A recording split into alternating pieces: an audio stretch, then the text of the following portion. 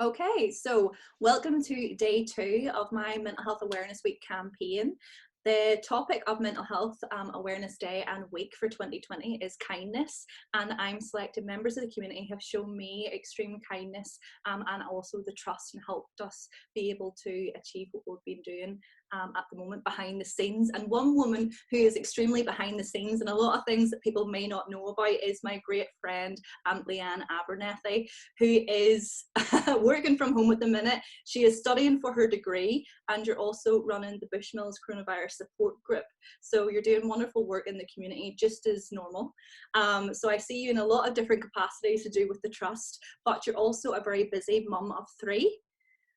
So 2 very young babies, and then you've got Kiva, who is your oldest girl. How are you adapting as a mum, homeschooling and doing all of your amazing community work all at the same time during the pandemic? Okay, hiya. It's crazy, I'm not gonna lie. I have tried to be the mum that sat at home every day and did the schoolwork, and it just went completely out the window. And I was looking at everybody else on Facebook and saying, oh, I'm failing at this. But we've got ourselves into a routine now. So we kind of try and keep a Monday as schoolwork day, and we cram it all into a Monday, and then I'm doing my normal work on top of that. And obviously the Bushmills coronavirus support group. So everything can go out the window. There's no point in saying we have this lovely routine. It's just take it as it comes. We obviously have like a helpline that actually goes on every single day at 2 to 4, and a lot of mums actually ring in and they kind of feel that pressure you were saying as though they're feeling. But I always try to remind them that, you know, you're not a teacher, that's not your profession and stuff, and you're just trying to do what you do. And did you feel that pressure at the beginning to try to have like that 9 to 5 like school time with your children? Yeah, I definitely. I think because everything's played out on social media now, and you're looking at everybody else and they're going, oh, look at my kids. My kids are so, you know, we're doing this from 9 to 10, and then we're doing this. And I'm sitting going, we're just getting out of bed and getting washed. And then I'm thinking, do you know what? The kids are happy. The kids are safe. The kids are at home. They're learning new things. They're getting to see what I do on a daily basis, and they're getting to ask questions, and that's the main thing. I spoke to the teachers, and the teachers were like, you know, don't worry about it. We'll pick it up in September, because then you start to think, I'm trying to teach my kids, but am I teaching them the right way? Yeah. You know, so I just thought, you know what? I'm just going to go for it. I'm going to be a mom first, teacher second. As someone who knows you, I see very much so that you are really a community champion, like to the bone, and continuously striving for a better society for people of all ages. So on a day-to-day basis, before all of this happened, like what would a daily week look like for you? What do you do? What? A lot of people ask me that. Not very much. So right, my day job. So I work for AIMS Project and New Lydia Training, both situated in the main street in Ballymoney. I am a restorative practitioner and also a personal use development coordinator. So basically, in a nutshell, what that is working within the community, working with people to try and resolve community issues, and making sure communities have a voice going forward. We would also spend a lot of time looking at things that are potentially going to happen and trying to put plans in place. So obviously the very moment that this pandemic came about, it was looking to see how can we help the community in this, how can we move forward, how can we keep people safe, how do we make sure nobody's left behind, and how do we meet their mental health needs as well. Mm-hmm. A lot of your work focuses around the maintenance of positive mental health and well-being. Have you recognised any gaps in the system within Northern Ireland that you believe need to be highlighted for a motion of change, like throughout the people that you come into regular contact with? Yeah, I've been doing a lot of work with yourself and the Community Rescue Service lately. I'm a search and rescue technician with the Community Rescue Service. So we did a lot of work around mental health. And what I have found is there are plenty of mental health workshops and things out there, but it's trying to get people to go to them. Yeah. So we have sat in empty rooms. We have sat, we've turned up, did the work, sat there. Yeah, with the best program ever, but because people aren't coming to them, and the reason people aren't coming to them is because they don't want to sit in a room and be stigmatized as having mental health issues. There needs to be more work done around the people at home, one-to-ones, online, Zoom, telephone calls, identifying who those people are to get them into the position that they feel confident enough to come to workshops. And that's something that I think funders aren't looking at, and funders don't see, because funders are worried more about the numbers and how many bums on seats. They're not worrying about that one person that you could potentially save their life or help them. It's more about how many people come into a room, and that's not what mental health is all about. It's not, if you think about how hard it is to actually get someone to talk about their mental health issue, and even to make them go to a workshop or like advise them, they're not going to do that. That's one of the biggest things that like I've learned throughout the journey. And that's why during our webinars we have every Monday at 12, those webinars, I have people that are sitting there, you can't see them, their names just on the screen, but then also I then record that webinar like I'm recording this now, and I blank out those people's names and I actually send it to my different one-on-one clients I have, just so that they could sit at home and be able to review it. And that's really just trying to let them see that it is okay. Funders, obviously we chatted a little bit before this about how much trouble I've had with funders where they do not believe that what I'm doing like within the community is a direct response to the coronavirus, so therefore we're kind of put on the backlog whenever it comes to funding, which has been extremely difficult for me to try to plead my case about how important it is, because mental health was so much at the point of public view before all of this happened, and now it's just kind of like decreased because everybody's more worried about something else on top of it. But what's happening in the world has an impact on how we're feeling mentally, you know, and it's important we're able to tick that and keep that positive mentality that we've been so much striving towards. And people's mental health is going to be like super important afterwards as well, and I don't think people are looking at the wider picture, especially funders that are just looking for really the participant number and bums on seats. Is 100%. So 2020's theme for mental health awareness is kindness, and throughout the week I've chosen to speak with people with a public voice who projected kindness not only to myself but also to the trust since its development. I remember you contacted me last year and you were the first ever person to actually reach out and say, do you do workshops? Because I brought in other people, and that's what I was providing to the community in the workshops that we were given. And the talks that we were given were actually provided by, say, mental health professionals and other places that provided them with qualifications. And I told you, it was like, listen, I don't actually do them, I've never done them before. And you're like, well, here's like the topic, I think this would suit you. Like, would you want to do that? And that was the first link that I then had with the community rescue service. And I remember going up to Derby, extremely nervous, but that really got me into the world of workshops. And I don't think if I wasn't given that opportunity by you back then I wouldn't be able to put on these workshops for people online now and have like that resource available for them in the community. So it's been a great journey. It's definitely helped my public speaking 100%. And then my partner Dwayne is also now in the community rescue service, and I have a very close relationship with them. Like, we go to the prisons and stuff together, and we do talks together on a regular basis. And that was all because of you and like your selflessness and thinking about other people really before yourself. But how important do you think that this year's theme of kindness is, judging by our current situation?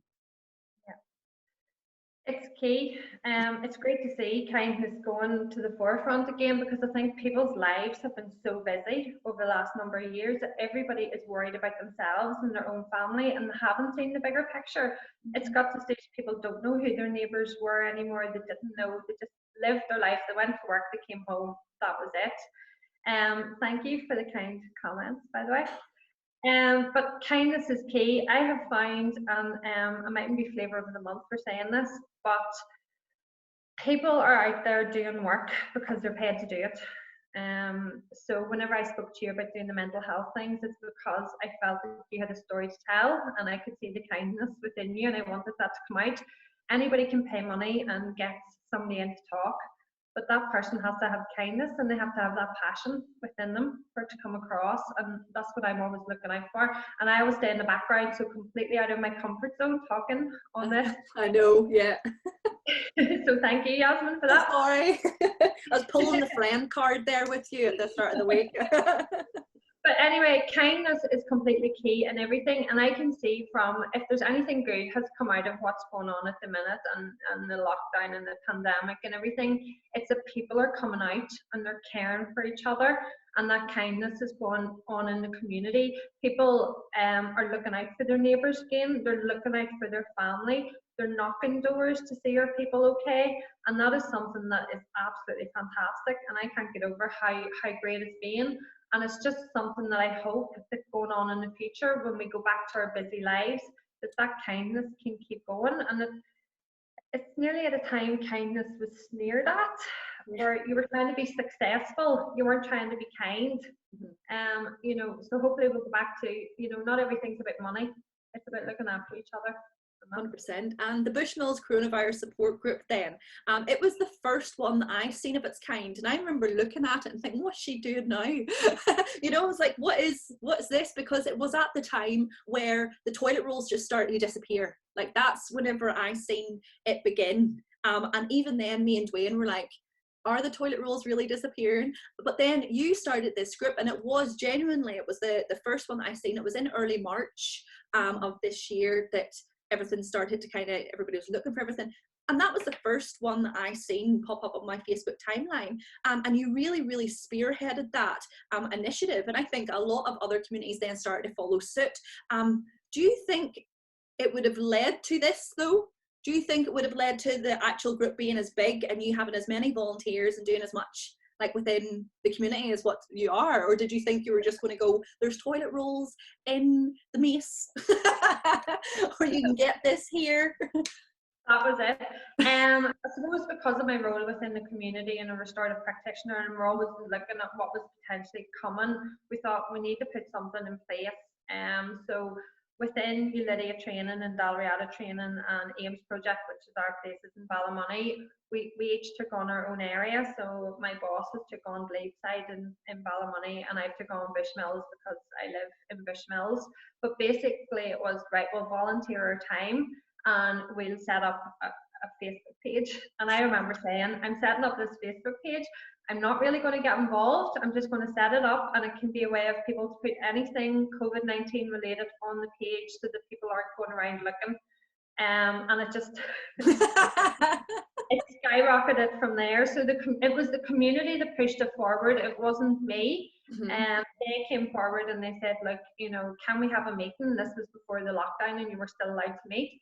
Can we have a small community meeting of people who would like to drive this forward? And I remember we met and a group said, we'll donate some money to you. And I was like, well, what do we need money for? You know, we're just telling people stuff. We don't need money. Yeah. And then next thing, it just skyrocketed from there. You know, we heard of people in need. There was more information needed to go out. There was the mental health services that we were then referring to you for that, because we could see that happening.